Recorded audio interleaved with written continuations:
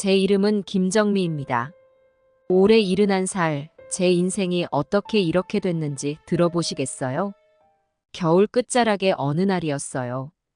차가운 바람이 창문을 때리는 소리가 들리던 그날, 저는 남편과 함께 살던 작은 아파트에서 평소와 다름없이 저녁 뉴스를 보고 있었죠.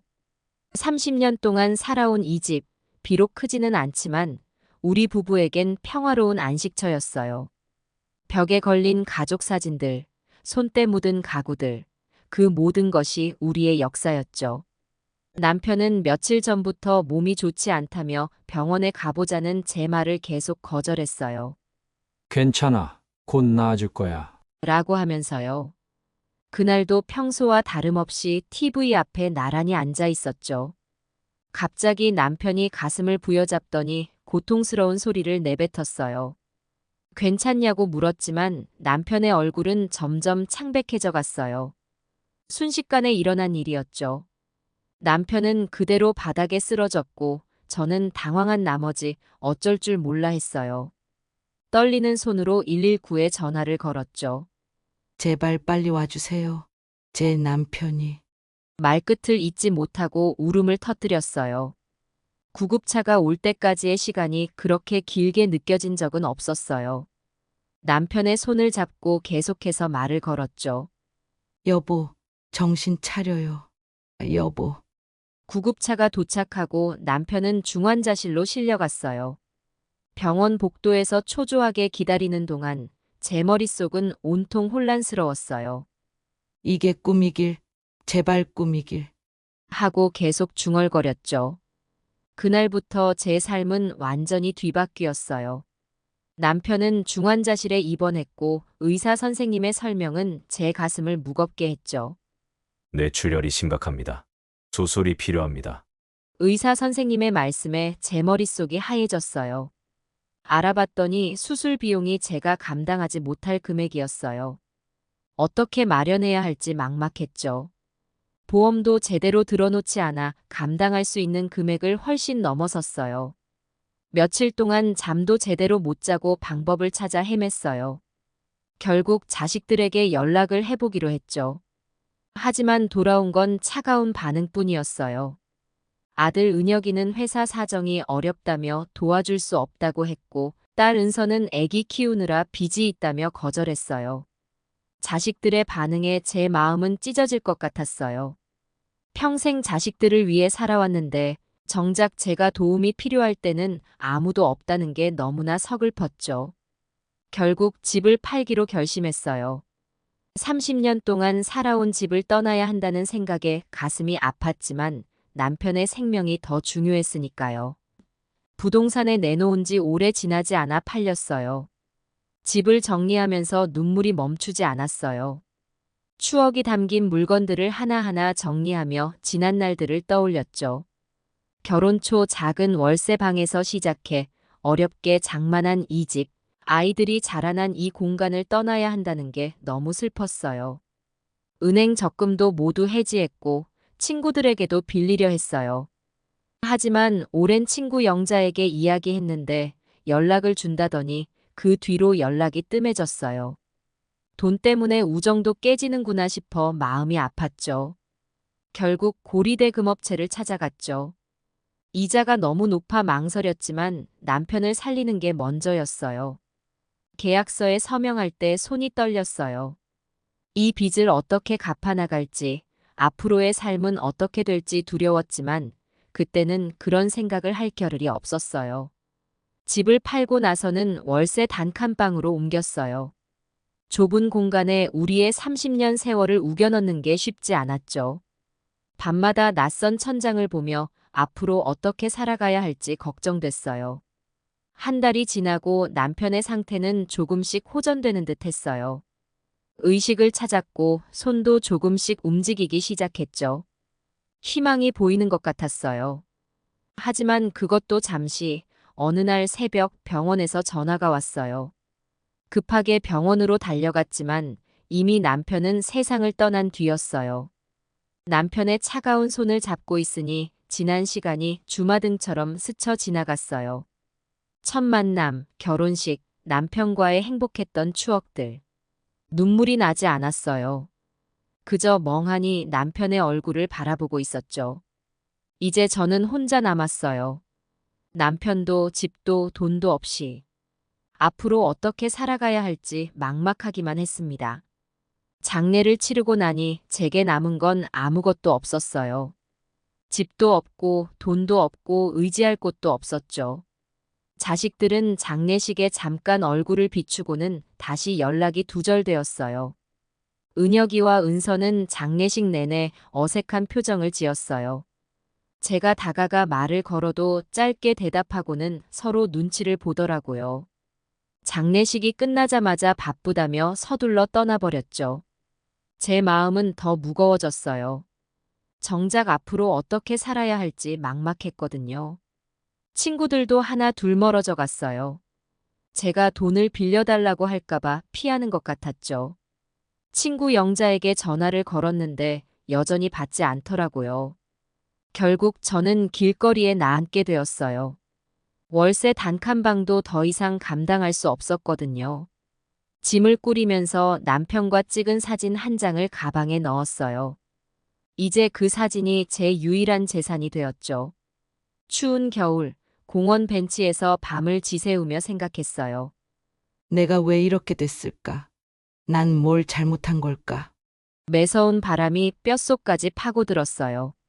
낡은 외투로 몸을 감싸봐도 추위를 막기엔 역부족이었죠. 밤새 잠을 이루지 못하고 덜덜 떨며 새벽을 맞이했어요. 배고픔과 추위, 그리고 외로움이 저를 괴롭혔어요. 처음 며칠은 길거리에서 구걸도 해봤어요. 하지만 그건 너무나 부끄러웠죠. 저 죄송합니다. 혹시 1,000원만. 지나가는 사람들은 대부분 모른 척 지나갔어요. 가끔 동전 몇 개를 던져주는 사람도 있었지만 그럴 때마다 제 자존심이 무너지는 것 같았어요. 어느 날은 지나가는 사람들이 던져주는 동전을 주워 빵을 사 먹었어요. 그 빵을 먹으면서 눈물이 났어요. 제가 이렇게 될 줄은 꿈에도 몰랐거든요. 여보, 나 여기 이렇게 살고 있어요. 당신이 보면 얼마나 가슴 아파할까? 밤이면 남편 생각에 잠을 이루지 못했어요. 여보, 당신은 지금 어디 있나요? 나 좀 도와주세요. 하늘을 보며 중얼거렸죠. 비가 오는 날이면 버스 정류장이나 지하철역에서 몸을 웅크리고 있었어요. 사람들의 따가운 시선이 느껴졌지만 어쩔 수 없었죠.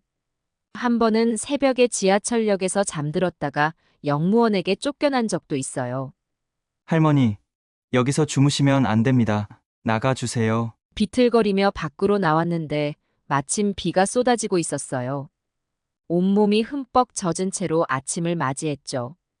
한 번은 경찰이 저를 불러 세웠어요. 할머니, 여기서 자면 안 됩니다. 집에 가세요. 저 집이 없어요. 경찰관의 눈에 동정의 빛이 스쳤어요. 그는 한숨을 쉬며 말했죠. 저기 근처에 무료급식소가 있어요. 그곳에 가보세요. 그렇게 저는 처음으로 무료급식소의 존재를 알게 되었어요. 그 말을 듣고 얼마나 안도했는지 모릅니다. 적어도 한 끼라도 제대로 된 음식을 먹을 수 있다는 생각에 눈물이 났어요. 그날 밤 허름한 공중 화장실에서 얼굴을 씻으며 거울 속 제 모습을 보았어요. 주름진 얼굴, 헝클어진 머리, 초라한 옷차림. 불과 몇 달 전만 해도 단정하고 평범한 할머니였는데 이제는 거리의 노숙자가 되어 있었죠. 이제 어떻게 살아야 하나? 그 질문에 대한 답을 찾지 못한 채 저는 또다시 추운 거리로 나섰습니다. 며칠을 굶다 결국 무료 급식소를 찾아갔어요. 주소를 적어둔 쪽지를 꼭 쥐고 이리저리 헤매다 겨우 찾았죠. 하지만 막상 도착하니 들어가기가 망설여졌어요. 내가 정말 이렇게 됐나 하는 생각에 발걸음이 떨어지지 않았죠. 급식소 앞에서 한참을 서성였어요. 안에서 밥 짓는 냄새가 솔솔 새어나왔는데 그 냄새에 뱃속에서 꼬르륵 소리가 나더라고요. 그래도 자존심 때문에 선뜻 들어가지 못했어요. 나는 이런 때 올 사람이 아닌데. 그렇게 중얼거리며 한참을 망설이다 결국 돌아서려는 순간 누군가가 제 어깨를 톡톡 건드렸어요.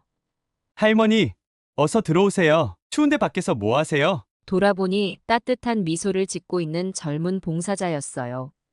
20살 남짓 되어 보이는 청년이었는데 그 미소가 얼마나 따뜻하던지. 그 미소에 이끌려 저도 모르게 안으로 들어갔죠. 안으로 들어서니 따뜻한 공기가 저를 감쌌어요. 오랜만에 느껴보는 따뜻함에 몸과 마음이 녹아내리는 것 같았죠. 여기 앉으세요. 오늘은 김치찌개에 뜨끈한 밥이 나와요. 젊은 봉사자의 친절한 말 한마디에 눈물이 났어요.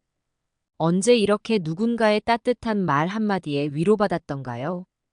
그 순간 제가 얼마나 외롭고 지쳐 있었는지 깨달았어요. 쟁반에 담긴 음식을 받아들고 자리에 앉았어요.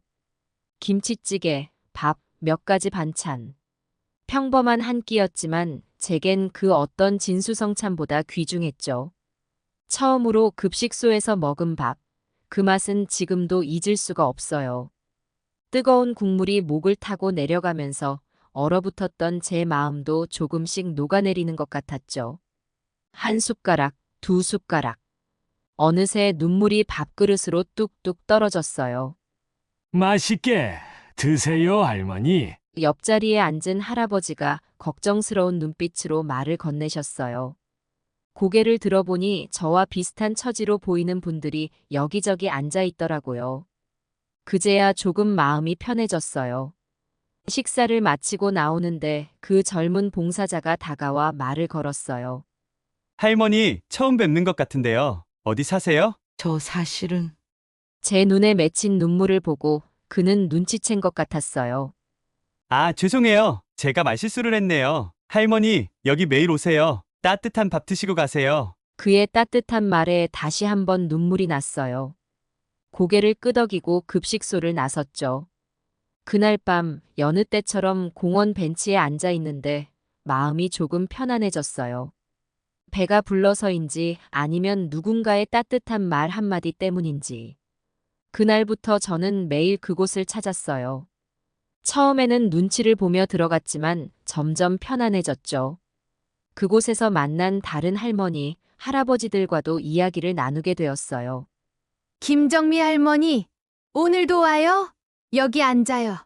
옆자리 할머니의 말에 저는 미소 지으며 자리에 앉았어요. 이제는 제 자리가 생겼다는 게 어찌나 기쁘던지. 오늘은 된장찌개래요. 정미 씨가 제일 좋아하는 거잖아.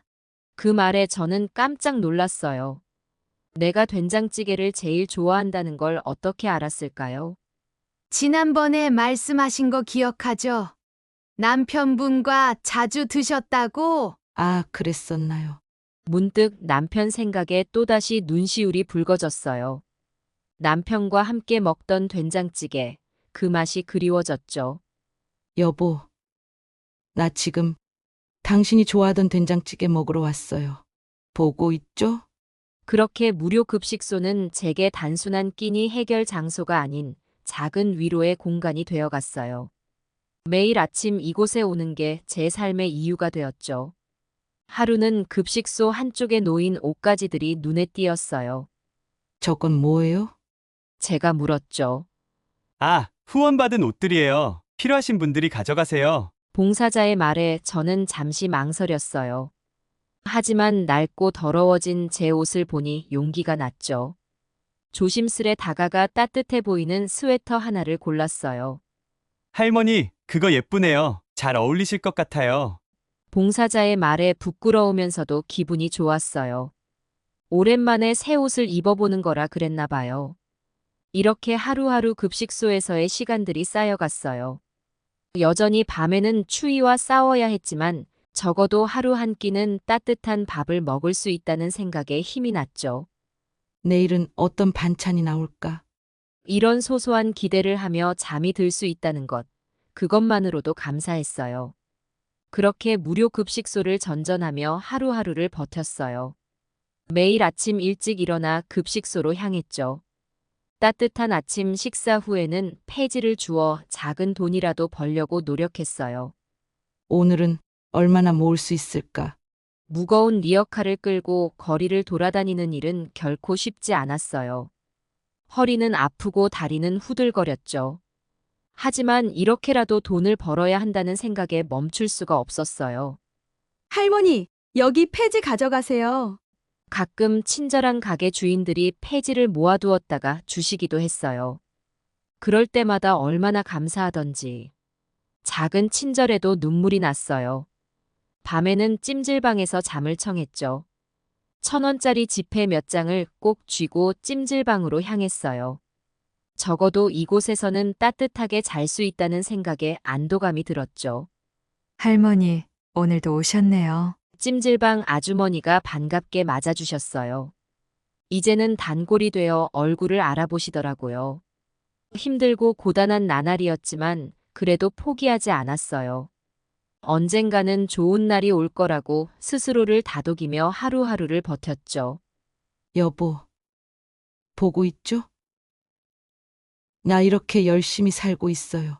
남편의 사진을 꺼내 이야기를 나누는 것도 일과가 되었어요. 비록 대답은 없었지만 그래도 남편과 대화를 나누는 것 같아 위로가 되었죠. 어느 날 급식소에서 특별한 분을 만났어요. 처음 뵙는 분이었는데 봉사자 조끼를 입고 계셨어요. 그분이 제게 다가와 말을 걸었죠. 할머니, 안녕하세요. 처음 뵙겠습니다. 네. 안녕하세요. 혹시 손재주가 좋으세요? 우리 복지관에서 수세미 뜨기 강좌를 하는데 한번 와보시겠어요? 처음엔 망설였어요. 제가 뭘 할 수 있을까 싶었거든요. 게다가 복지관이라 제가 갈 만한 곳이 아닌 것 같았어요. 저는 잘 못할 것 같아요. 한번 해보세요. 할머니, 재미있을 거예요. 다른 할머니들도 많이 오세요. 그 봉사자의 따뜻한 미소에 이끌려 결국 참여하기로 했어요. 다음 날 떨리는 마음으로 복지관을 찾았죠. 어서 오세요. 정미 할머니, 여기 앉으세요. 봉사자가 반갑게 맞아주셨어요. 주변을 둘러보니 저와 비슷한 또래의 할머니들이 모여 있더라고요. 조금은 마음이 편안해졌어요. 그렇게 시작한 수세미 뜨기, 처음에는 정말 서툴렀어요. 아이고, 이걸 괜찮아요, 할머니. 천천히 하세요. 제가 도와드릴게요. 옆자리 할머니가 친절하게 도와주셨어요. 그분의 도움을 받아 조금씩 뜨개질을 해나갔죠. 시간이 지나면서 점점 손에 익숙해졌어요. 젊었을 때 뜨개질을 좋아했던 기억이 되살아났죠. 그래. 예전에 은선 목도리도 떴었지. 딸 생각에 잠시 마음이 아팠지만 곧 수세미 뜨기에 집중했어요. 와, 정미 할머니. 할머니가 만든 수세미가 제일 예뻐요. 다른 할머니들의 칭찬에 저도 모르게 어깨가 으쓱해졌어요. 오랜만에 느껴보는 성취감이었죠. 정말요? 제가 만든 게 예쁜가요? 네, 정말 예뻐요. 색깔 조합도 좋고 모양도 반듯하네요. 칭찬을 들으니 더 열심히 하고 싶어졌어요. 매주 복지관에 가는 날이 기다려졌어요. 수세미를 뜨면서 다른 할머니들과 이야기를 나누고 웃고 그 시간들이 제게는 큰 위로가 되었어요. 정미 씨, 요즘 얼굴색이 좋아 보여요. 그래요? 여기 오니까 마음이 편해져서 그런가 봐요. 이렇게 수다를 떨면서 수세미를 뜨다 보면 시간 가는 줄 몰랐어요. 잠시나마 제 처지를 잊을 수 있었죠. 어느 날 봉사자 선생님이 제게 다가오셨어요. 정미 할머니, 할머니가 만든 수세미가 정말 예뻐요. 이거 팔면 잘 팔릴 것 같아요. 선생님의 말씀에 저는 놀랐어요. 제가 만든 걸 누가 사려고 할까요? 하지만 그 말씀에 작은 희망이 생겼어요. 정말 그럴까요? 제가 만든 걸 누가 살까요? 네, 요즘 수제품을 좋아하는 사람들이 많아요. 한번 팔아볼까요? 그 말에 가슴이 두근거렸어요. 제가 만든 것으로 돈을 벌 수 있다니. 꿈만 같았죠. 그럼 한번 해볼까요? 네, 다음 주에 있을 바자회에 할머니 수세미를 내놓아 보죠. 그날 밤 찜질방에 누워 생각했어요. 이게 정말 새로운 시작이 될 수 있을까? 희망과 걱정이 뒤섞인 채로 잠이 들었어요. 꿈에서 남편을 만났는데 환하게 웃으며 절 안아주더라고요. 여보, 이제 좋은 일만 생길 거예요. 그렇죠? 꿈에서 깨어나도 그 따뜻함이 오래 남아 있었어요. 그날 이후로 저는 더 열심히 수세미를 만들었답니다. 바자회 전날 밤 잠을 이루지 못했어요. 과연 누가 살까? 아무도 안 사면 어쩌지? 이런저런 걱정에 뒤척이다 겨우 잠이 들었죠. 드디어 바자회 당일 떨리는 마음으로 복지관에 도착했어요. 여러 물건들이 진열된 가운데 제 수세미도 한쪽에 자리 잡았죠. 정미 할머니의 수세미예요. 예쁘죠? 봉사자들이 제 수세미를 홍보해 주셨어요. 처음엔 부끄러워 고개를 들지 못했는데 놀랍게도 사람들이 제 수세미를 사가기 시작했어요. 어머, 이거 정말 예쁘네요. 누가 만드신 거예요? 저기 계신 할머니요. 정말 솜씨가 좋으시죠? 사람들이 제게 다가와 이야기를 걸어주셨어요. 오랜만에 느껴보는 인정받는 기분, 그 느낌이 얼마나 좋던지. 할머니, 어떻게 이렇게 예쁘게 만드세요? 그냥 정성껏 만들었을 뿐이에요. 저도 하나 살게요. 아니, 2개 주세요. 사람들이 제 수세미를 사가는 걸 보니 가슴이 벅차올랐어요. 제가 만든 것에 가치를 더 주는 것 같아 너무 기뻤죠. 바자회가 끝나갈 무렵 제 수세미가 모두 팔렸다는 소식을 들었어요. 믿기지 않았죠. 정미 할머니, 축하드려요. 할머니 수세미가 다 팔렸대요. 복지관 선생님의 축하에 저는 부끄러운 듯 웃었어요. 그리고 문득 남편 생각이 났어요. 여보, 당신이 보면 얼마나 좋아하실까? 바자회가 끝나고 제가 번 돈을 받아들었을 때 눈물이 났어요. 15만 원. 비록 작은 돈이었지만 제 힘으로, 제 손으로 번 돈이었으니까요. 할머니, 정말 대단하세요. 이 돈으로 뭐 하실 거예요? 봉사자 선생님이 물으셨어요. 글쎄요. 아직 생각 안 해봤어요. 사실 이 돈으로 무얼 할지 고민이 되더라고요. 하지만 한편으로는 오랜만에 선택할 수 있는 기회가 생겼다는 게 기뻤어요. 그날 저녁, 오랜만에 찜질방이 아닌 작은 여관방을 잡았어요. 비록 허름한 방이었지만 오랜만에 혼자만의 공간에서 잠을 잘 수 있다는 게 꿈만 같았죠. 방에 들어서자마자 샤워부터 했어요. 따뜻한 물에 몸을 담그니 그동안의 고단함이 씻겨 내려가는 것 같았어요. 깨끗해진 몸으로 이불 속에 누워 천장을 바라보며 생각에 잠겼어요. 오늘 하루가 마치 꿈만 같았죠. 여보, 나 오늘 돈 벌었어요. 내 손으로 만든 걸로 돈을 벌었다고요. 남편 사진을 꺼내 이야기를 나눴어요. 문득 눈물이 나더라고요. 기쁨과 슬픔, 그리고 새로운 희망이 뒤섞인 복잡한 감정이었죠. 잠들기 전 마지막으로 든 생각은 내일은 어떤 수세미를 만들까였어요. 이제 제 인생에 작은 목표가 생긴 것 같았죠. 그날 밤 오랜만에 편히 잠들 수 있었어요. 꿈에서 남편과 함께 수세미를 만들고 있었어요. 남편이 환하게 웃으며 말하더라고요. 정미야, 넌 할 수 있어. 이제 시작이야. 그 말을 들으니 가슴 한편이 따뜻해지는 것 같았어요. 이제 정말 새로운 시작인 것 같았습니다. 바자회 이후로 제 인생에 작은 변화가 찾아왔어요. 복지관에서 제 수세미를 정기적으로 판매해 주겠다고 하셨거든요. 그 말을 들었을 때 가슴이 벅차올랐어요. 정미 할머니, 이제 주문 제작도 해주세요. 사람들이 할머니 수세미를 찾아요. 봉사자 선생님의 말씀에 저는 깜짝 놀랐어요. 제 수세미를 찾는 사람이 있다니 정말 믿기지 않았죠. 정말요? 제 수세미를 사람들이 찾는다고요? 네, 할머니. 특히 할머니만의 독특한 무늬와 색감이 인기예요. 그 말을 듣고 얼마나 기뻤는지 몰라요. 오랜만에 제가 뭔가 의미 있는 일을 하고 있다는 느낌이 들었거든요. 처음으로 제 힘으로 번 돈으로 식사를 하던 날 얼마나 행복했는지 모르겠어요. 근처 분식집에서 김밥 한 줄을 샀죠. 비록 작은 김밥 한 줄이었지만 그 맛이 그렇게 좋을 수가 없었어요. 아, 정말 맛있다. 김밥을 먹으며 눈물이 났어요. 제 힘으로 번 돈으로 사먹는 첫 끼니라 그랬나 봐요. 옆자리에 앉은 젊은이가 이상한 눈으로 쳐다봤지만 저는 아랑곳하지 않았어요. 점점 주문이 늘어나면서 저는 바빠졌어요.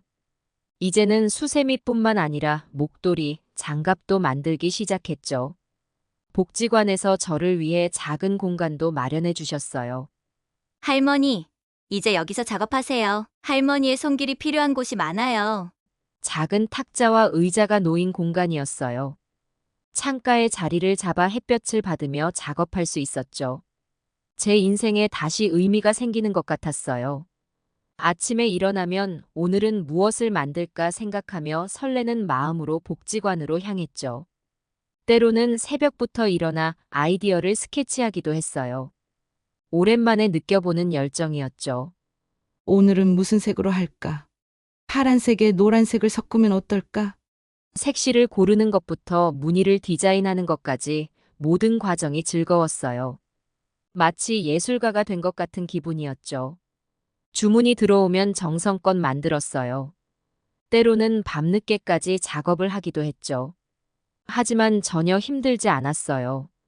누군가 제가 만든 것을 기다리고 있다는 생각에 오히려 힘이 났어요.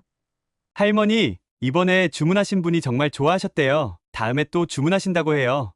이런 말을 들을 때마다 가슴이 뿌듯해졌어요. 제 작품이 누군가에게 기쁨을 준다는 게 정말 행복했죠. 하지만 여전히 힘든 점도 있었어요. 밤에는 여전히 찜질방을 전전해야 했고 일교차가 클 때는 건강도 나빠졌어요. 특히 무릎이 아파 한동안 작업을 못할 때는 정말 힘들었죠. 아이고, 이 무릎. 제발 좀 괜찮아져라. 무릎을 주무르며 중얼거렸어요. 나이 들어 아프지 않은 곳이 없었지만 특히 무릎이 문제였죠. 오래 앉아 있으면 무릎이 아파서 자주 쉬어야 했어요. 그래도 이제는 작은 희망이 생겼다는 게 큰 위안이 되었죠. 예전처럼 막막하지는 않았어요. 적어도 내일 무엇을 할지, 어떻게 살아갈지 알게 되었으니까요. 여보, 나 이제 조금은 괜찮아졌어요. 걱정 마세요. 매일 밤 남편 사진을 보며 중얼거렸어요. 비록 지금은 찜질방에서 자고 있지만 언젠가는 제 집을 가질 수 있을 거라는 희망이 생겼어요. 어느 날 복지관에 낯선 손님이 찾아왔어요. 40대 초반으로 보이는 남자분이었죠. 그날따라 복지관이 조용했는데 그분의 등장으로 분위기가 한껏 달라졌어요. 안녕하세요. 김정미 할머니를 뵙고 싶은데요. 그분의 목소리를 듣고 고개를 들었어요. 키가 크고 단정한 옷차림의 남자분이 저를 바라보고 있었죠. 제가 김종미입니다만. 그분은 제게 다가와 정중히 인사를 건넸어요. 안녕하세요. 할머니. 제 이름은 이상철입니다. 할머니의 수세미를 보고 찾아왔어요. 이상철 씨는 명품 수선집을 운영하고 있다고 했어요. 우연히 제가 만든 수세미를 보게 되었고 제 솜씨에 깊은 인상을 받았다고 하더라고요. 실례지만 이 수세미를 누가 만드셨는지 물어봤더니 복지관 김정미 할머니라고 하더라고요. 그래서 직접 찾아뵈었습니다. 저는 깜짝 놀랐어요. 제 수세미가 그렇게 특별한가요? 그저 정성껏 만들었을 뿐인데. 아이고, 그냥 심심풀이로 만든 건데. 아닙니다. 할머니, 이건 정말 대단한 솜씨예요. 특히 이 섬세한 디테일이 놀랍습니다. 이상철 씨는 제 수세미를 자세히 살펴보며 칭찬을 아끼지 않았어요. 그의 진지한 모습에 저도 모르게 가슴이 뿌듯해졌죠. 할머니, 혹시 저희 가게에서 일해보시지 않으시겠어요? 할머니의 손재주라면 충분히 가능하실 거예요. 순간 귀를 의심했어요. 제가 뭔가 잘못 들은 게 아닐까요? 저는 이제 나이도 많고. 망설이는 제 모습을 보고 이상철 씨가 진지한 표정으로 말했어요. 할머니, 제가 어릴 적 돌아가신 어머니를 너무 닮으셨어요. 어머니도 손재주가 좋으셨거든요. 할머니를 보는 순간 어머니 생각이 났어요. 그의 눈에 진심이 담겨 있는 것을 느낄 수 있었어요. 잠시 침묵이 흘렀죠. 저는 그의 말을 곱씹어 보았어요. 그렇지만 제가 과연 할 수 있을까요? 전 명품은 구경도 못 해봤는 거려. 걱정 마세요. 할머니, 천천히 가르쳐 드릴게요. 할머니의 손재주면 충분히 해내실 수 있을 거예요. 이상철 씨의 확신에 찬 목소리에 저도 모르게 용기가 생겼어요. 하지만 여전히 망설여졌죠. 일주일만 와서 해보세요. 어떠세요? 부담 없이 경험 삼아 해보시는 거예요. 그의 제안에 저는 조심스럽게 고개를 끄덕였어요. 일주일이라. 그 정도라면 할 수 있을 것 같았어요. 그럼 한번 해볼게요. 정말요? 감사합니다, 할머니. 후회하지 않으실 거예요. 이상철 씨의 얼굴에 환한 미소가 번졌어요. 그 모습을 보니 저도 모르게 마음이 따뜻해졌죠. 그럼 내일부터 오시면 될 것 같아요. 제가 아침에 모시러 올게요. 아이고, 그러실 필요 없어요. 제가 알아서 갈게요. 아닙니다. 제가 꼭 모시러 오고 싶어요. 어머니를 모시는 마음으로요. 그의 진심 어린 말에 더 이상 거절할 수 없었어요. 이렇게 제 인생에 또 다른 변화의 바람이 불어오기 시작했죠. 그날 밤 잠자리에 들면서 많은 생각이 들었어요. 과연 내일부터 어떤 일들이 벌어질까? 잘할 수 있을까? 걱정도 되고 기대도 되고. 여보, 내일부터 새로운 일을 시작해요. 잘할 수 있겠죠? 남편 사진을 보며 중얼거렸어요. 문득 남편이 살아계셨다면 어떤 반응을 보이셨을지 궁금해졌어요. 그래, 정미야. 넌 할 수 있어. 항상 그래왔잖아. 마치 남편의 목소리가 들리는 것 같았어요. 그 상상만으로도 마음이 든든해졌죠. 다음 날 아침 약속한 대로 이상철 씨가 절 데리러 왔어요. 그의 차를 타고 가는 동안 긴장된 마음을 진정시키려 노력했죠. 할머니, 긴장하지 마세요. 천천히 배우면 돼요. 이상철 씨의 따뜻한 말에 조금은 마음이 놓였어요. 차창 밖으로 보이는 도시의 풍경이 새삼스럽게 느껴졌어요. 마치 제 인생의 새로운 장이 열리는 것 같았죠. 가게에 도착하자 이상철 씨가 직원들에게 저를 소개했어요. 여러분, 이분은 김정미 할머니세요. 오늘부터 우리와 함께 일하실 거예요. 모두 잘 모셔주세요. 직원들이 모두 반갑게 인사를 건넸어요. 그들의 따뜻한 미소에 긴장이 조금 풀렸죠. 자, 할머니, 이제 천천히 시작해 볼까요? 이상철 씨의 말에 저는 깊은 숨을 내쉬었어요. 이제 정말 새로운 시작이구나. 그 순간 가슴 속에서 작은 희망의 불씨가 타오르는 걸 느꼈습니다. 새로운 환경, 새로운 사람들. 모든 게 낯설고 어려웠어요. 할머니, 여기가 할머니 작업대예요. 편하게 앉으세요. 이상철 씨가 안내해준 자리에 앉았어요. 깨끗하고 정돈된 작업대를 보니 마음이 설렜죠. 처음에는 정말 모든 게 어려웠어요. 고급 원단을 다루는 것부터가 겁이 났죠. 실수라도 하면 어쩌나 하는 걱정에 손이 떨리기도 했어요. 할머니, 괜찮아요. 천천히 하세요. 처음부터 잘할 수는 없어요. 이상철 씨가 친절하게 하나하나 가르쳐 주셨어요. 그의 가르침을 따라 조금씩 배워나갔어요. 이렇게 바늘을 넣으시고, 그렇죠. 잘하고 계세요. 처음에는 단추 달기나 간단한 수선부터 시작했어요. 하루하루 지날수록 조금씩 자신감이 생겼죠. 수선뿐만 아니라 장신구 제작도 하게 되었어요. 제 손으로 만든 것들이 비싼 가방이나 옷에 달리는 걸 보면 가슴이 뿌듯했어요. 할머니, 이 장신구 정말 예뻐요. 고객님들이 아주 좋아하실 거예요. 직원들의 칭찬을 들을 때마다 더 열심히 해야겠다는 의지가 생겼어요. 일주일이 눈 깜짝할 사이에 지나갔어요. 그동안 정말 열심히 일했죠. 피곤했지만 오랜만에 느껴보는 보람찬 피로였어요. 일주일이 지나고 이상철 씨가 저를 불렀어요. 할머니, 잠시 시간 있으세요? 네. 무슨 일이신가요? 사무실로 들어가자 이상철 씨가 물었어요. 할머니, 어떠세요? 계속 일하고 싶으신가요? 저는 망설임 없이 대답했어요. 네. 열심히 하겠습니다. 이상철 씨는 환하게 웃으며 말했어요. 다행이에요. 사실 할머니께 드릴 말씀이 있어요. 그는 잠시 말을 멈추고 제 눈을 바라봤어요. 그 순간 왠지 긴장이 되더라고요. 할머니, 제가 방을 하나 마련했어요. 할머니께서 사용하셨으면 좋겠어요. 저는 놀라서 말을 잇지 못했어요. 귀를 의심했죠. 정말 그래도 될까요? 당연하죠. 할머니께서 편하게 지내셔야 일도 잘하실 수 있잖아요. 이상철 씨의 따뜻한 배려에 눈시울이 붉어졌어요. 이런 친절을 어떻게 갚아야 할지. 정말 감사합니다. 제가 어떻게 보답해야 할지. 아닙니다. 할머니, 열심히 일해주시는 것만으로도 충분해요. 그날 저녁 이상철 씨가 절 새 방으로 데려다 주었어요. 문을 열고 들어섰을 때의 기분을 잊을 수가 없어요. 비록 작은 방이었지만 제게는 천국 같았죠. 할머니, 여기가 이제 할머니 집이에요.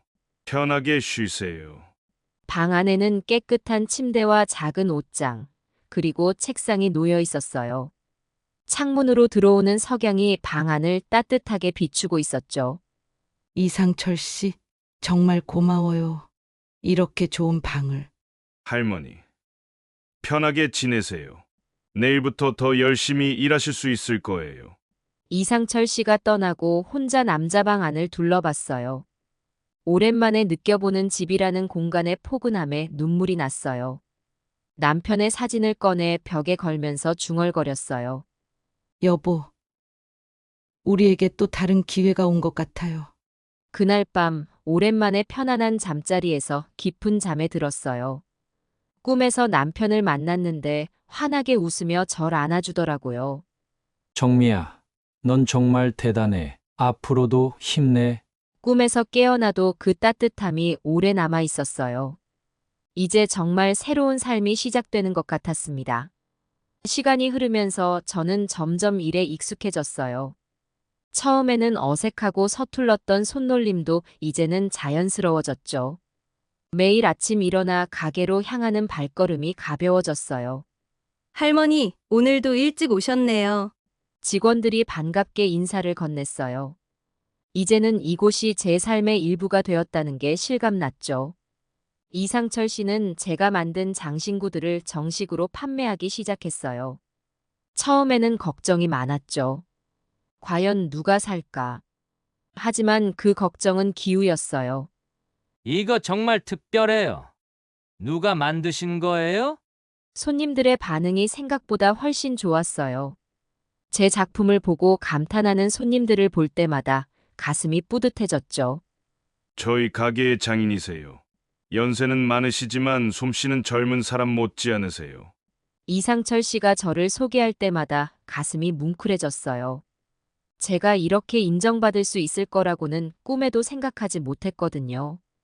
어느 날 이상철 씨가 제게 말했어요.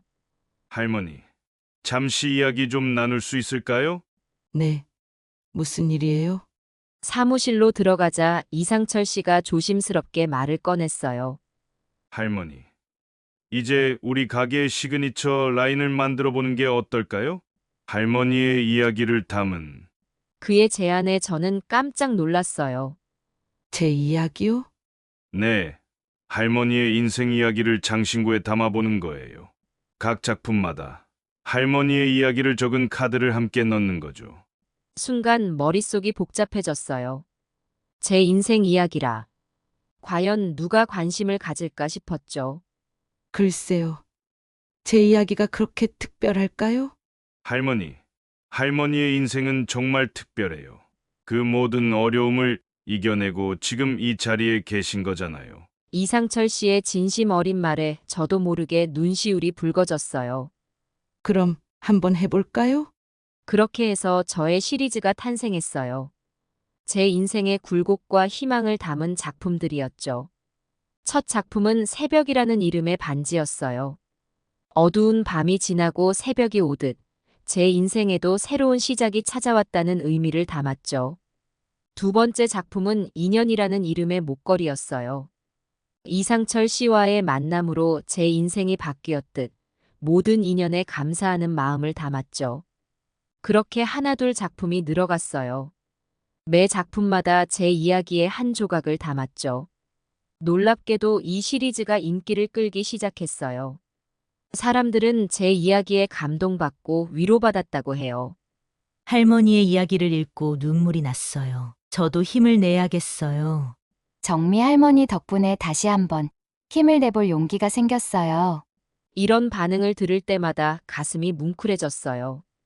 제 이야기가 누군가에게 힘이 된다는 게 믿기지 않았죠. 어느 날 한 젊은 여성 손님이 찾아왔어요. 정미 할머니 계신가요? 네, 제가 정미입니다만. 할머니 정말 감사드려요. 할머니 이야기를 읽고 제 인생을 다시 돌아보게 됐어요. 그 손님은 눈물을 글썽이며 제 손을 꼭 잡았어요. 그 순간 저도 모르게 눈물이 났어요. 고마워요. 제 이야기가 도움이 됐다니 정말 기뻐요. 그날 이후로 저는 더욱 열정적으로 작품 활동을 이어갔어요. 이제는 단순히 장신구를 만드는 게 아니라 누군가에게 희망을 전하는 일을 하고 있다는 사실에 큰 보람을 느꼈죠. 여보, 보고 있나요? 우리 이야기가 이렇게 많은 사람들에게 힘이 되고 있어요.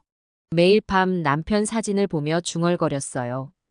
이제는 그 사진 속 남편의 미소가 더욱 밝아 보이는 것 같았어요. 어느 날 가게에 뜻밖의 손님이 찾아왔어요.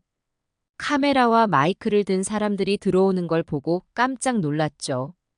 안녕하세요. 저희는 다큐멘터리 팀입니다. 김정미 할머니 계신가요? 저는 어리둥절한 채로 대답했어요. 네, 제가 김정미입니다만. 그중 한 분이 제게 다가와 정중하게 인사를 건넸어요. 안녕하세요, 할머니.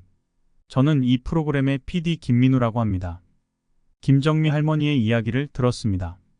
할머니의 인생 역정을 다큐멘터리로 만들고 싶은데 어떠세요? 순간 당황스러웠어요. 제 인생이 다큐멘터리 주제라니. 믿기지 않았죠. 저요? 제가 뭐 대단한 사람도 아닌데. 아닙니다, 할머니. 할머니의 이야기는 정말 감동적이에요. 많은 사람들에게 희망을 줄 수 있을 거예요. 처음에는 망설였어요. 제 이야기가 과연 사람들에게 의미가 있을까 싶었거든요. 게다가 카메라 앞에 선다는 것도 부담스러웠고요. 글쎄요. 제가 할 수 있을지 모르겠네요. 그때 이상철 씨가 다가와 제게 말했어요. 할머니, 해보세요. 할머니의 이야기가 많은 사람들에게 희망이 될 거예요. 이상철 씨의 따뜻한 격려에 용기가 났어요. 그럼 한번 해볼게요. 그렇게 촬영이 시작되었어요. 처음에는 카메라 앞에 서는 게 어색했지만 제 이야기를 하다 보니 자연스레 말이 나오더라고요. 저는 남편을 잃고 모든 걸 잃었다고 생각했어요. 길거리를 떠돌며 정말 힘든 시간을 보냈죠. 옛 기억을 떠올리며 이야기를 하다 보니 눈시울이 붉어졌어요. 하지만 포기하지 않았어요. 무료급식소에서 만난 따뜻한 분들, 복지관에서 만난 친구들, 그분들 덕분에 다시 일어설 수 있었죠. 촬영 중에 이상철 씨의 이야기도 했어요. 이상철 씨를 만난 건 정말 제 인생의 전환점이었어요. 그분 덕분에 새로운 삶을 시작할 수 있었죠. 마지막으로 카메라를 바라보며 말했어요. 저는 포기하고 싶었어요. 하지만 누군가의 작은 친절의 힘을 얻었죠. 여러분도 포기하지 마세요. 우리 모두에겐 새로운 시작의 기회가 있답니다. 긴 촬영이 끝나고 PD님이 제게 다가왔어요.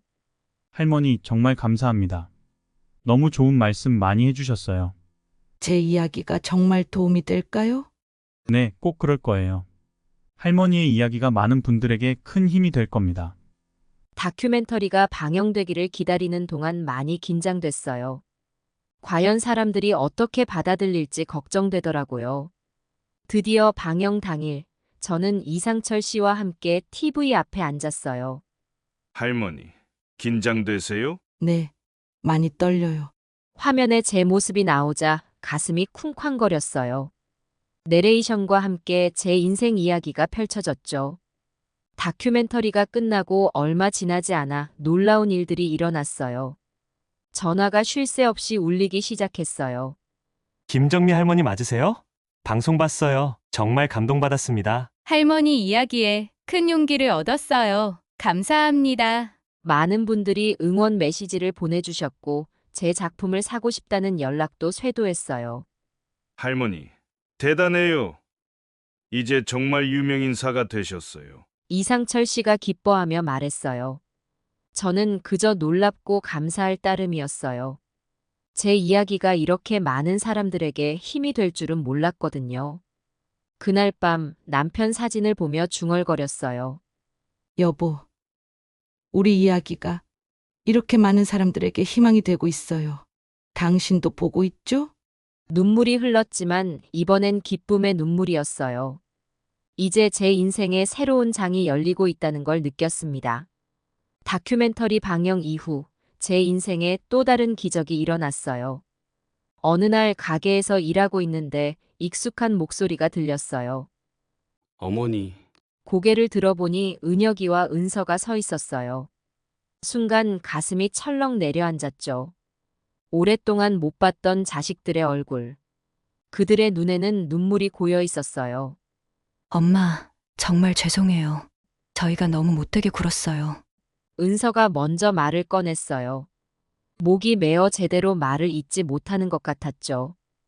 어머니, 저희가 얼마나 큰 잘못을 저질렀는지 이제야 깨달았어요.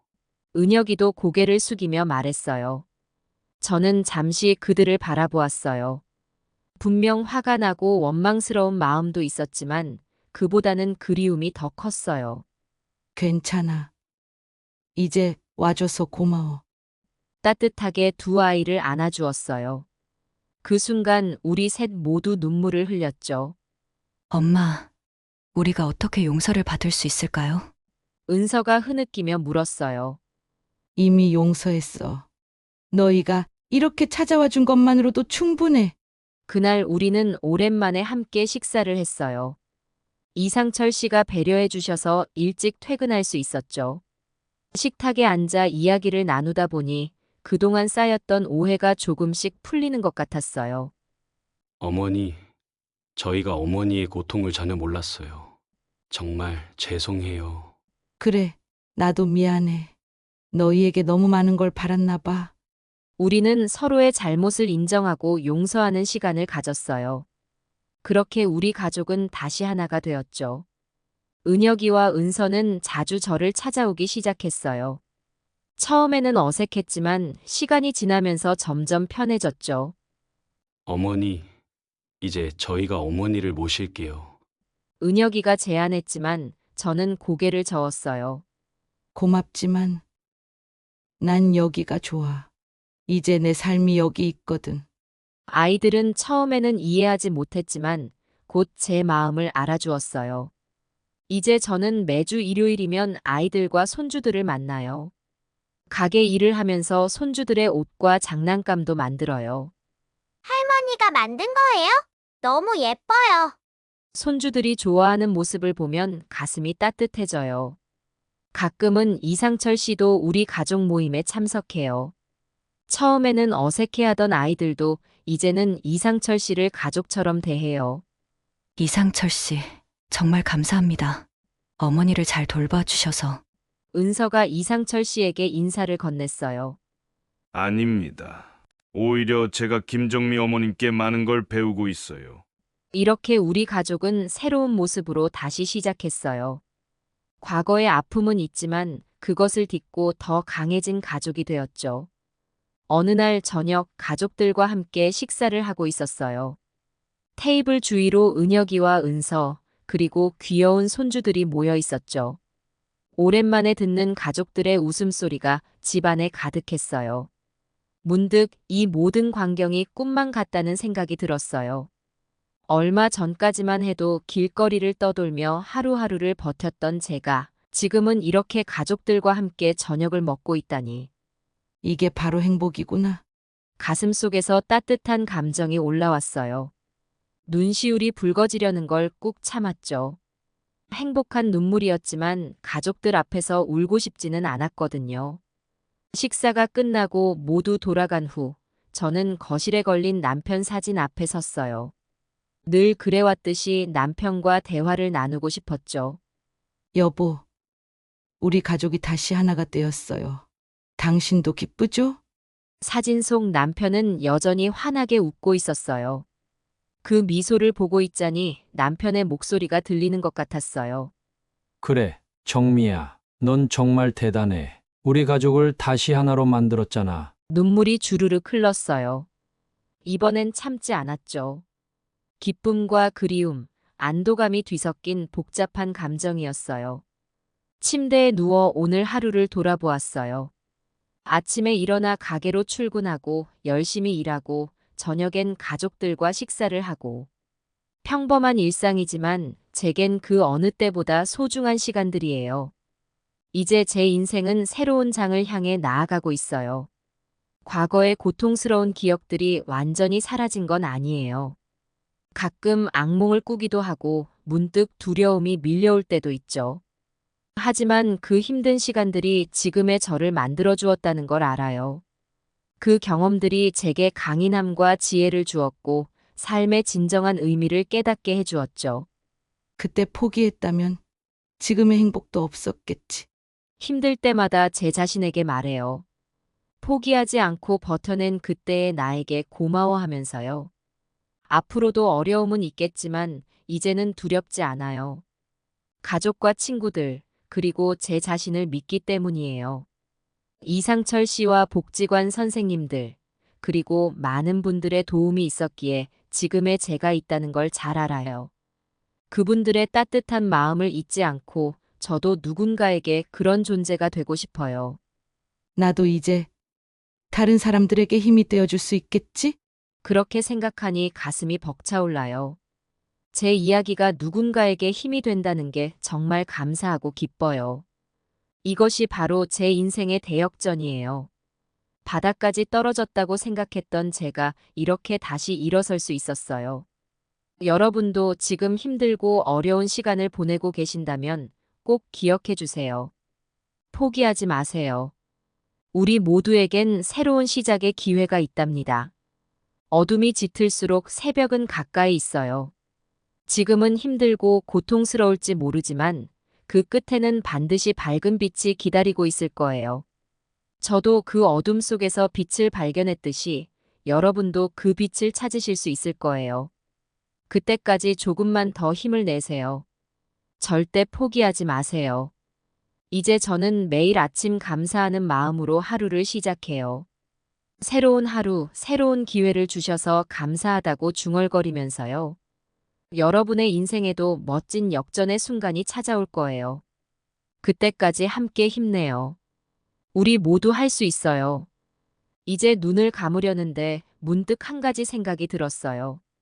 내일은 어떤 모양의 장신구를 만들까? 그 생각을 하며 잠이 들었답니다. 여러분도 자신만의 특별한 장신구를 만들어 보세요. 인생이라는 귀한 보석에 꿈과 희망의 금실을 섬세하게 엮고 시련의 단단함으로 모양을 정교하게 다듬어 당신만의 빛나는 작품을 완성하세요. 실패의 흠집은 독특한 무늬가 되고 눈물의 결정은 영롱한 광채를 내며 인내의 시간은 깊이 있는 색채를 더해줄 거예요. 아픔의 균열은 빛이 스며드는 틈이 되어 더욱 아름다운 문양을 그려낼 테고 고난의 무게는 귀한 경험의 무게로 당신의 작품을 더욱 값지게 만들어줄 거예요. 포기하고 싶었던 순간들은 장신구의 가장 단단한 받침대가 되어 당신의 이야기를 굳건히 지탱해 줄 거예요. 타인의 따뜻한 말 한마디, 작은 친절은 당신 장신구의 빛나는 보석이 되어 영원히 반짝이며 그 순간을 기억하게 해줄 거예요. 새로운 시작의 설렘은 은은한 진주빛으로 퍼져나가 당신의 미래를 환하게 밝혀줄 테고 극복의 순간들은 강인한 다이아몬드가 되어 어떤 역경도 이겨낼 수 있다는 자신감을 계속해서 일깨워 줄 거예요. 그렇게 만들어진 당신의 장신구로 세상을 더 아름답고 따뜻하게 밝혀주세요. 누군가에겐 희망의 등대가 되고 또 다른 이에겐 위로의 포근한 품이 되어 우리 모두 함께 빛나는 세상을 만들어가요. 당신의 미소는 장신구의 광택이 되어 주변을 환하게 비추고 당신의 친절은 부드러운 곡선이 되어 세상의 날카로운 모서리를 감싸 안을 거예요. 시간이 흐를수록 당신의 장신구는 더욱 빛나고 아름다워질 거예요. 삶의 지혜가 녹아든 깊이 있는 광채로 보는 이마다 감동을 전해줄 테니까요. 때로는 당신의 장신구가 무겁게 느껴질 수도 있어요. 하지만 그 무게는 당신이 얼마나 많은 것을 이겨냈는지, 얼마나 강인한 사람이 되었는지를 말해주는 거예요. 장신구를 다른 이들과 나누세요. 당신의 이야기가 누군가에겐 힘이 되고 또 다른 이에겐 새로운 시작의 용기를 줄 테니까요. 그리고 다른 이들의 장신구도 귀 기울여 들어보세요. 그들의 이야기 속에서 당신도 새로운 영감을 얻고 더 아름다운 문양을 그려낼 수 있을 거예요. 우리 모두가 만든 장신구들이 모여 세상이라는 큰 갤러리를 채우고 있네요. 각자의 빛깔로, 각자의 모양으로 하나하나가 귀하고 아름다운 작품들이에요. 당신의 이야기가 담긴 그 특별한 장신구로 우리 모두의 삶을 더욱 빛나게 해주세요. 그 빛나는 작품들이 모여 우리가 함께 사는 이 세상을 더욱 아름답고 따뜻한 곳으로 만들어갈 거예요.